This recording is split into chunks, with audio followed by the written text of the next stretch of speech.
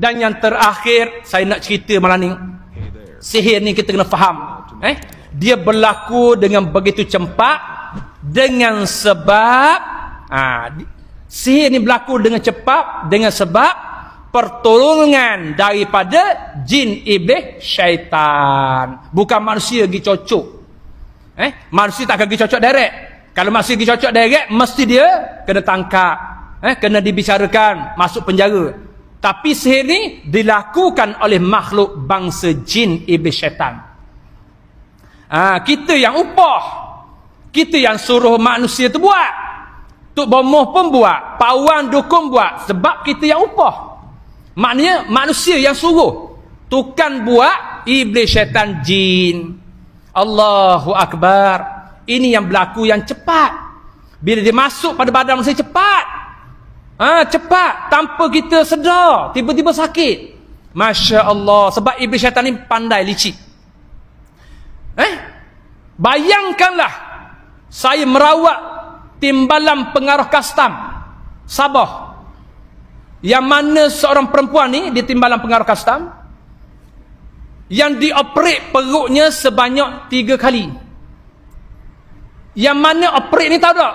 Operate tujuan apa? Nak buang paku dalam perut.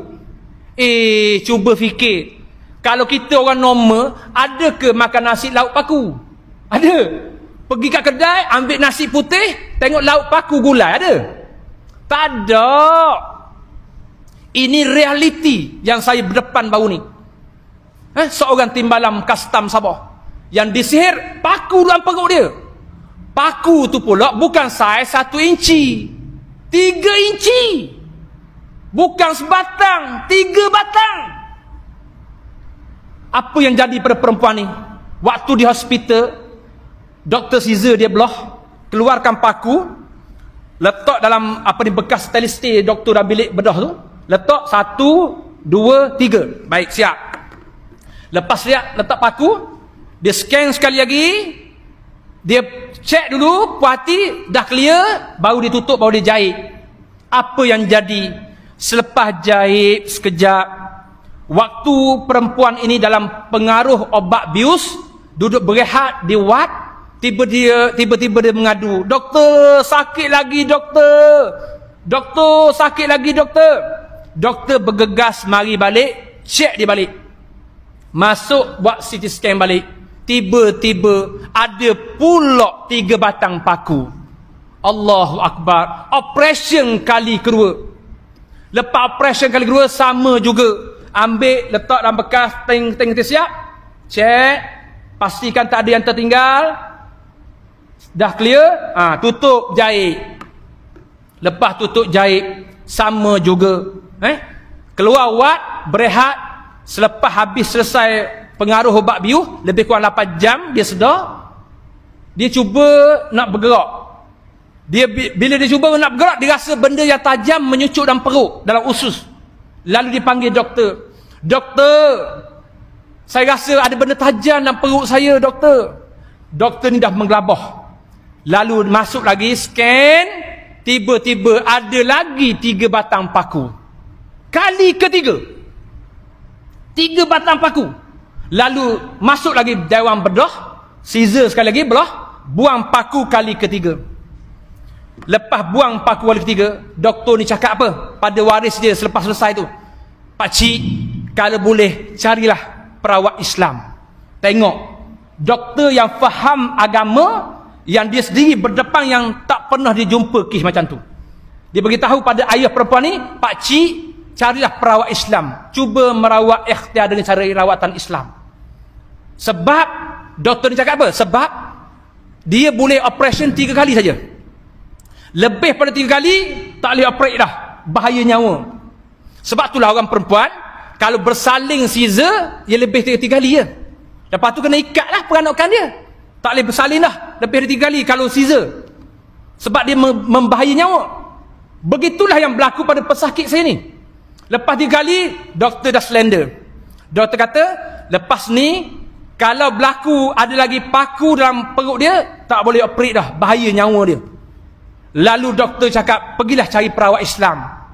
Ringkas cerita ni, Pesakit ni dibawa oleh ayah dia datang ke pondok saya, lalu dia letak di ruang depan menunggu bilik rawatan saya. Dia kata, "Ustaz, tolong ikhtiar anak saya." Tahu tak kes ni? Kerana bulan ni saya teringat kes ni. Kes ni berlaku sama bulan 12, musim Tengkujuh. Kes ni saya ingat perempuan ni, custom Sabah ni, berlaku bulan 12. Bertepatan kita kuliah ni bulan 12. Kes ni berlaku bulan 12. Musim Tengkujuh. Waktu dia datang pondok saya, hujan. Allahu Akbar. Bila saya baca ruqyah, tiba-tiba paku dah terbang atas atap, atas bumbung. Rupa-rupanya yang atas tu dah standby untuk masuk dalam perut perempuan ni. Apa saya cakap bahasa Terengganu? Mu jual aku beli ni. Cakap orang Terengganu Kalau mu jual aku beli ni. Ayat orang Terengganu. Makna saya cabar sihir itu. Kalau mu buat pada perempuan ni, aku beli. Mana aku lawan lah. Lepas saya ucap benda tu, saya baca doa Jibril dalam peristiwa Isra wal Mi'raj. Jibril mengajar sepotong doa kepada Nabi sallallahu alaihi wasallam. Antara doanya, a'udzu bikalimatillahi tammati min ghadabihi wa 'iqabihi wa min syarri ibadihi wa min hamazatis syayatin wa an yahdurun. Bila saya baca doa Jibril ni 3 kali, apa yang jadi? Paku tadi yang duduk atas terbang bumbung tu tiba-tiba meletup terus raib. Saya terus baca ruqyah pada perempuan ni. Setelah selesai baca ruqyah, alhamdulillah, paku tu tak masuk lagi dalam perut dia. Dan dia selamat sihat sampai hari ni dah kahwin. Nak beritahunya ni yang berlaku dalam masyarakat kita. Berbagai-bagai jalan kebatilan, berbagai-bagai jalan khurafat syirik, semata-mata untuk puaskan hawa nafsu, niat jahat, hasad dengki, dendam, khianat pada sesama saudara kita. Wa na'uzubillahi min zalik. Jadi itu antara contoh yang saya sempat menyebut dalam kuliah, iaitu sihir dalam masyarakat kita. Belum saya sentuh lagi bagaimana sihir dalam zaman canggih ni sampai dia mengikut peredaran kita. Apa alat yang kita guna, dia juga boleh menggunakan. Termasuklah telefon bimbit. Betul ke Ustaz? Iblis syaitan boleh guna sihir, menggunakan jalan untuk buat sihir, memecah belahkan isteri, memecah belahkan orang yang berpoligami dengan telefon. Ya, saya ada bukti. Pernah terjadi di Terengganu pada seorang isteri yang bermadu. Saya nak tanya malam ni hal sejik, siapa bermadu kat tangan? Jangan malu. Ya, isteri dia lebih daripada satu. Bukan madu lebah, madu. Siapa? Kemalu nak mengaku? Ada? Tapi malu nak mengaku tu takut bini marah. Gurau. Kisah ni berlaku. Tahu tak? Rumah banglo dia 2 tingkat. Hari tu giliran dia, lelaki ni duduk rumah isteri pertama. Tiba-tiba jin yang buat sihir ni menggunakan telefon bimbit isteri yang kedua, menghantar WhatsApp pada isteri pertama yang mana mengugut, mengancam, menghina, caci maki, sumpah seranoh. Bila isteri pertama buka, isteri pertama meraung, menangis dan bergaduh dengan suami. Dia kata apa? Abang-abang, sanggup isteri abang mengata pada ayang begini. Aduh, ayang itik pula dah. Sanggup isteri abang mengata ayang pada gini. Orang Terengganu ayang, ayang. Bukan ayang, sayang. Ayang tu yang kita makan. Jadi suami dia terkejut. Ish, jangan jangan yang. Ni bukan isteri abang, bukan isteri abang nombor 2 buat ni. Sebab suami dia ada bukti. Rupa-rupanya suami dia cerdik. Suami dia memang nak siasat. Siapa yang lagakan isteri 1, 2 ni? Rupanya telefon tu duduk dalam rumah dia tingkat 2. Bukan telefon tu duduk pada isteri yang kedua. Ini bukti. Bila suami dia naik tingkat atas, tingkat 2, ambil telefon tu, ayang, ni telefonnya, buktinya. Bila suami dia tunjuk telefon, barulah isteri pertama dia diam. Yang nak marah tadi. Nak memberitahu pada kita, sampai tahap tu sihir. Dia boleh guna telefon kita, type WhatsApp, memburukkan untuk laga-laga, untuk kita gaduh. Dan saya sendiri bulan lepas, ni surprise. Ni saya nak sebut apa yang pernah saya alami bulan lepas. Saya sendiri bulan lepas jing telefon saya.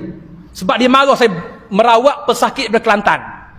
Ada kes bulan lepas, seorang lelaki membawa ibunya yang sakit merawat di pondok saya.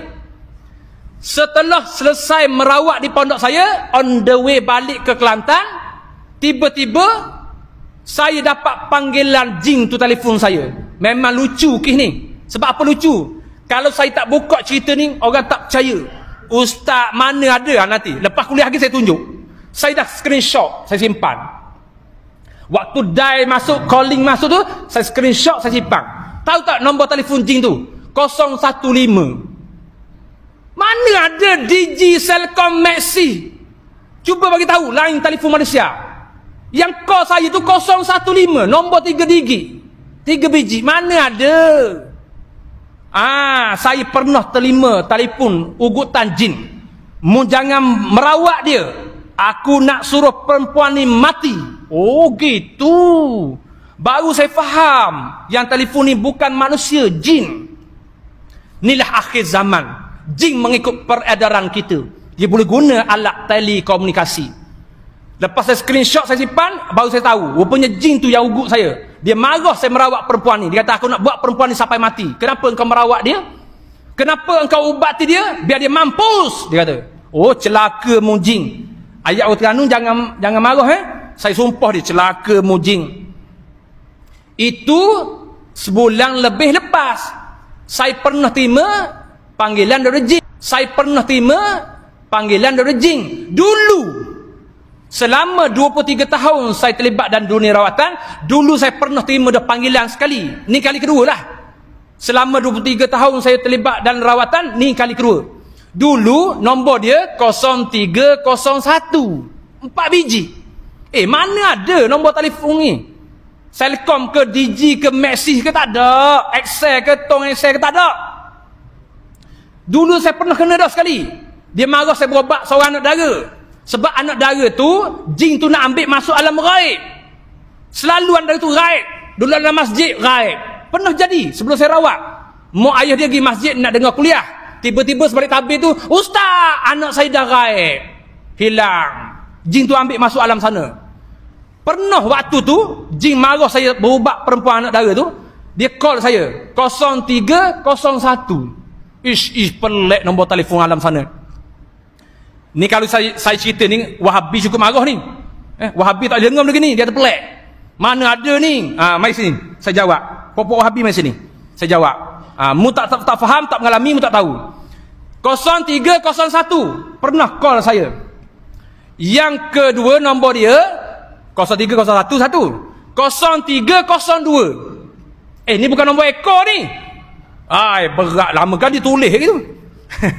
Ni nombor yang pernah call saya. Jin tu call saya 0301. Lepas tu 0302. Apa dia cakap waktu dia call? Perempuan ini milik aku. Dia adalah hak aku. Jangan kau kacau. Lepas tu bila dia call gitu, dia pun hantar mesej. Pandai pula atau mesej. Bukan WhatsApp. Bukan WhatsApp ni mesej. Tahu tak dia hantar mesej kenapa? Dia tulis kepada saya. Dia hantar kepada saya. Welcome. Selamat datang. Kita lihat siapa yang kena malam ni. Wish. Macam cerita Piramli ni. Tengok tak berakhir pendek? Nak lepo dadu. Tengok tak? Alibaba bujang lapuk. Berakhir pendek ni cerdik juga. Dia pekor dadu. Lepas dia baling dadu. Mari kita lihat siapa yang kena. Oh pula dah. Ada juga cerita Piramli berakhir pendek. Jadi mesej yang dihantar pada saya tu tulisan penuh welcome, WELCOME, welcome. Lepas tu bawah tu pula selamat datang. Lepas tu pula kita lihat siapa yang kena Uish, kata dia ni ugut kita. Selepas saya terima messaging ni, tiba-tiba perempuan tu terus raih masuk alam sana. Allahu Akbar. Malam tu, dengan tentera orang kampung, dengan jiran-jiran, semua pakat cari dia. Sebab dah raih dalam rumah. Perempuan ni dikurung dalam bilik dalam rumah. Ayah dia dah kunci pintu dia, tunggu saya datang je nak rawat. Ayah dia kunci belah luar. Anak dia kurung dalam bilik. Maknanya anak dia tak boleh keluar dah. Kunci tu ayah dia pegang. Tapi iblis syaitan ambil dia masuk alam ghaib. Rekah cerita, setelah saya baca ruqyah, setelah saya azan 3 kali, perempuan itu dihantar balik, diletak atas bumbung bengkel perabot. Allahu Akbar. Bumbung bengkel perabot. Bukan rumah, bengkel tinggi. Dia letak perempuan tu atas bumbung ujung bengkel. Saya baling dengan garam, saya baling dengan lada hitam, tak sampai pun. Tinggi. Dan logik akal, perempuan tu pakai jubah. Perempuan tu orang muslimat, tudung labuh, pakai niqab ni. Mata je nampak 2 biji. Pakai yang muslimat. Kalau dia logik akal, macam mana dia nak panjat duduk atas bumbung? Tangga tak ada. Laluan nak naik atas bumbung tak ada. Tu logik. Maknanya dia telah diambil oleh jin masuk alam sana. Duduk atas bumbung. Apa yang jadi setelah saya azan 3 kali? Jin tu lepas dia daripada ikatan tu. Dia tergolek dari ujung atas. Kita manusia sambut di ujung. Daripada kekuda A, dia bergolek sampai ujung atap, kita sambut dekat bawah, mujur tak jatuh ke tanah. Astaghfirullahalazim. Waktu jatuh tu, tudung dia tercabut, terus bertukar menjadi hantu Kak Limah. Oish, kata sodah, dia dah meracau, kata tutup aurat dia. Habis. Kalaulah jemaah yang ada mana tu, saya rasa Tok Imam lari dulu. Takut rambut begitu, jeribung. Kalau orang Terengganu dia panggil jeribung. Kalau Penang apa? Berselerok. Kenapa ni? Kalau Penang bahasa apa? Terengganu jeribung, kembang. Kalau orang Penang panggil apa? Kusut masai. Allah gila. Ikut asal faham sudah. Asal faham sudah. Jadi itu kes yang pernah saya rawat. Allahu Akbar. Sampai tahap tu dia boleh buat. Jadi tu antara kes-kes yang saya terlibat dengan sihir santau ni, yang kita selesaikan kes sihir santau. Jadi saya rasa cukuplah. Saya jelaskan. Kena panjang lagi tak lihat. 9.30 dah ni. Semalam tempat saya kuliah semalam, saya kata nak break. Sambung ustaz, sambung. Kata bahaya, mu lapar dah tu. Mu nak suruh aku kuliah, perut mu dah lapar. Dia suruh saya sambung semalam kuliah 2 jam. Jemaah tak bergerak semalam dekat kuliah semalam. Tajuk ni, rupa-rupanya orang Penang ni berakhir tajuk kuliah jin. Orang Penang ni berakhir kuliah benda-benda tajuk santau sihir, sebab dia tak pernah dengar. Betul tak? Jadi itulah serba sedikit tentang sihir santau, tanda-tanda orang terkena sihir, kaedah sihir dilakukan, barang-barang yang mana terjadinya sihir pada manusia telah saya jelaskan. Dan siapa yang menjalankan sihir, iblis syaitan ni saya telah jelaskan. Yang terakhir sebagai oleh-oleh, yang terakhir sebagai hadiah untuk yang mari kuliah malam ni, sebagai penutup jam 9.30, saya nak beri hadiah, saya nak beri oleh-oleh, saya nak ijazahkan, saya nak ajarkan amalan pencegah, amalan pendinding diri, amalan yang boleh kita amalkan untuk mengelak sihir santau dalam kehidupan kita. Siapa yang nak tulis, sila tulis. Siapa yang nak rekod, nak rakam, sila rekod, rakam. Yang pertama sekali, amalan pendinding diri, amalan untuk nak elak, nak cegah sihir santau. Orang lelaki, orang perempuan, cuba amal setiap hari, baca ayat kursi 11 kali. Jangan baca sekali. Baca ayat kursi dengan wakaf 9. Sekali lagi saya ulang. Baca ayat kursi dengan wakaf 9 11 kali. Tahu tak wakaf 9? Nak saya baca ni? Bismillahirrahmanirrahim.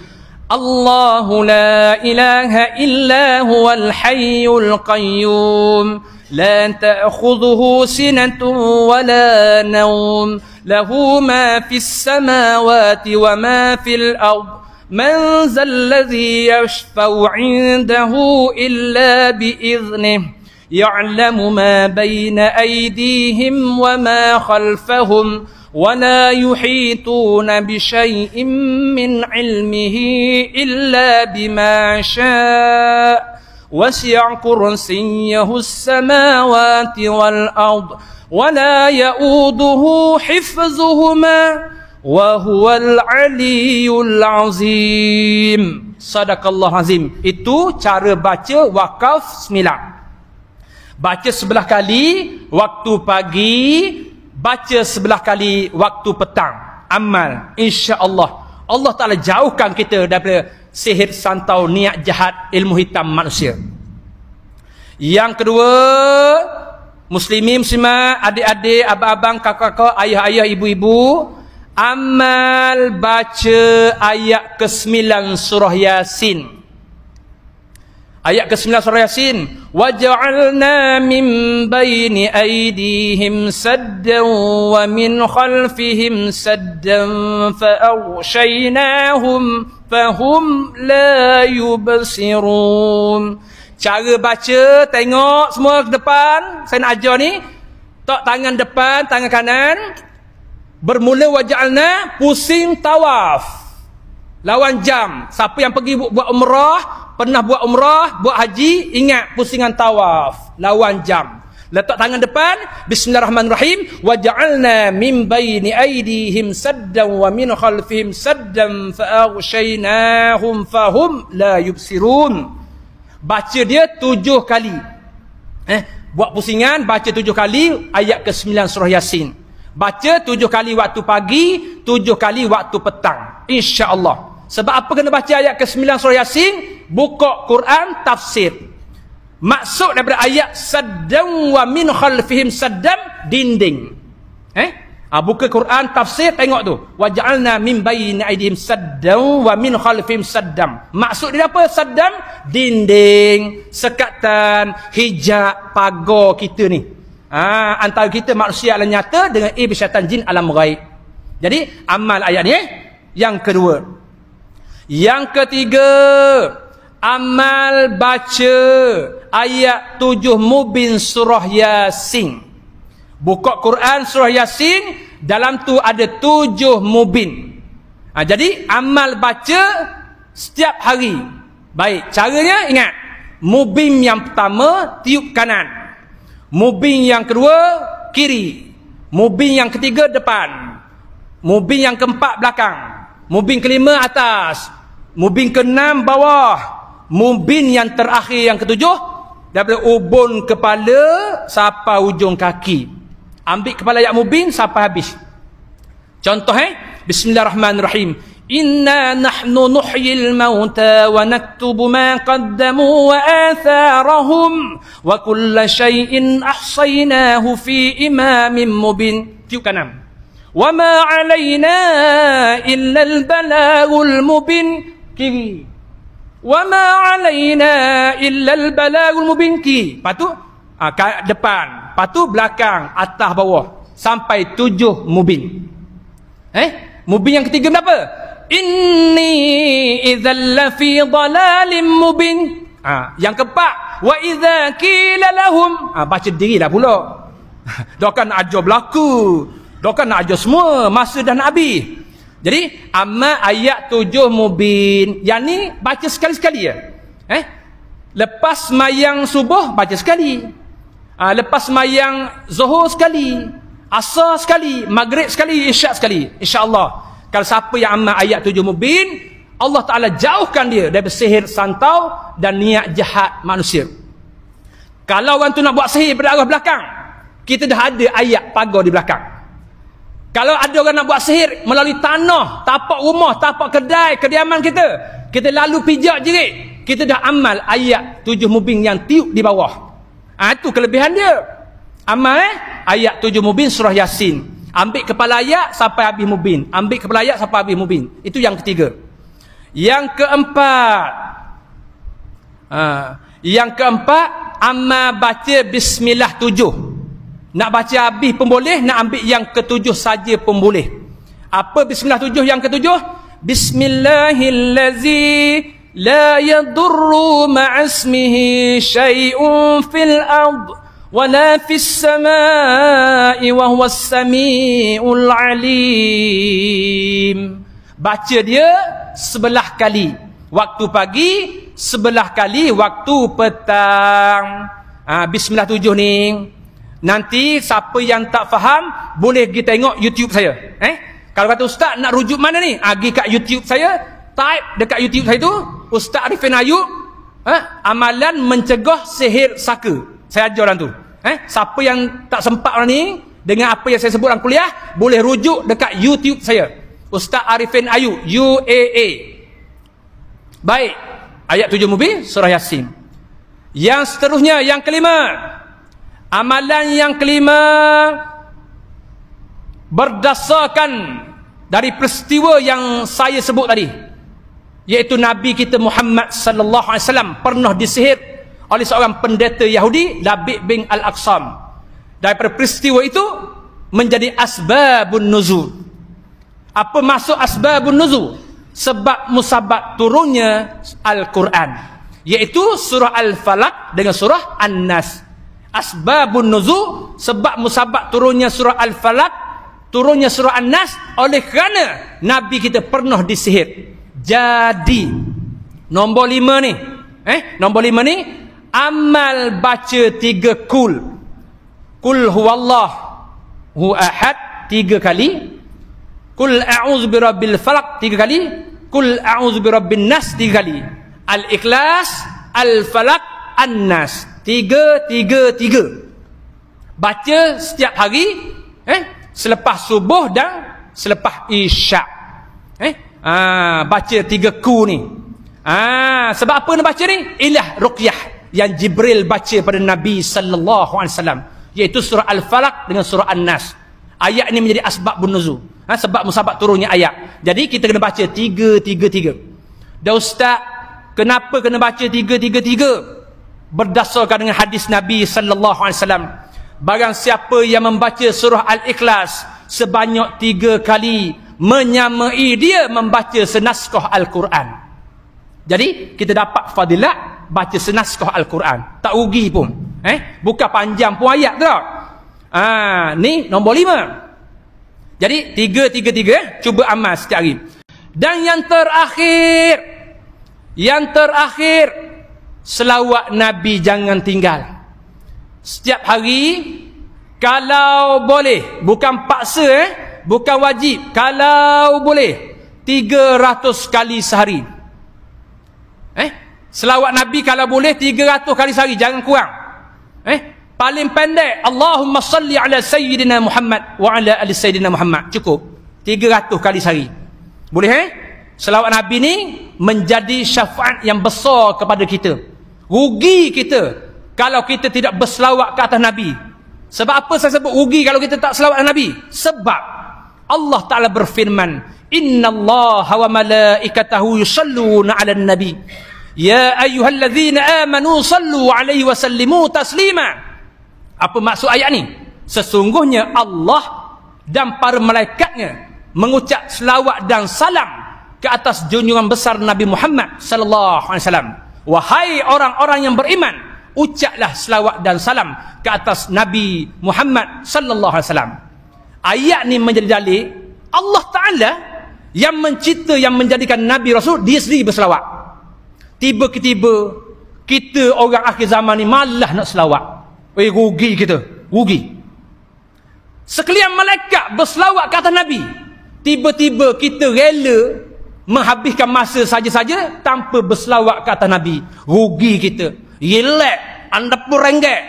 Tak ada benda satu boleh. Tak ada benda satu kita boleh. Sebab kita tak selawat ke atas Nabi. Jangan tinggal 300 kali sehari. Ke berasa banyak tak banyak, sikit tu. Cuba tanya di pondok saya. Di pondok saya ajar anak murid saya Saya ada 43 orang anak murid di Madrasah Irsyadiah. Di pondok saya, amalan selawat ni 1000 kali sehari. Semalam saya sebut dah malam. Anak murid saya yang belajar rawatan, yang belajar di bawah Darul Arif, 1000 kali sehari saya suruh. Tapi untuk masjid secara umum, saya takut jadi beban, saya takut jadi payah, ambil yang ringkas, yang mudah. 300 kali sehari. Boleh InsyaAllah beramal. Dan yang terakhir, mesti orang katanya, Ustaz, bukankah ada hadis Nabi untuk nak hindar sihir, untuk nak cegah sihir ni, baca surah Al-Baqarah dalam rumah? Ya, itu hadis sahih. Ada hadis yang mengatakan di sana, kalau rumah kita ada gangguan, ada sihir, cara nak hapuskan sihir santau, baca surah Al-Baqarah dalam rumah. Cuma masalah kita ni, surah Al-Baqarah ni panjang. Kita orang Islam akhir zaman ni, masa ni banyak habis pada dunia. Masa kita banyak baca WhatsApp. Masa kita atas dunia baca Instagram. Banyak main Facebook. Jadi malas nak baca Quran. Kalau boleh yang nombor 6 ni, sebagai selingan berdasarkan hadis Nabi, siapa yang boleh khatam surah Al-Baqarah dalam rumahnya, insya-Allah rumahnya akan dicegah daripada sihir santau. Cumanya kita orang Islam akhir zaman ni sebut panjang, lembek tekok panjang ustaz. Lembek tekok terus sebut panjang. Amba dah masa ustaz. Dah masa, tak ada masa. Aduh. Tain kedai kopi mun boleh sembang sejam.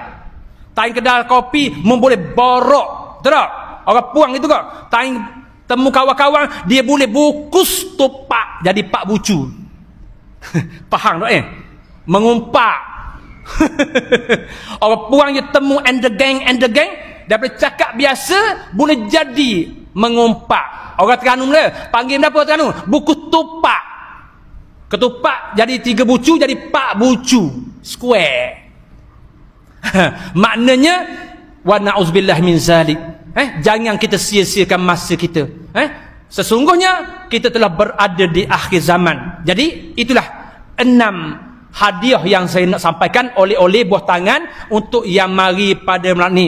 Bismillahirrahmanirrahim. Asyhadu an la ilaha illallah wa asyhadu anna Muhammadar Rasulullah. Dengan ini saya mengijazahkan amalan ini untuk diamalkan. Moga-moga mendapat manfaat, kelebihan, dan Allah Ta'ala memelihara kita insya-Allah.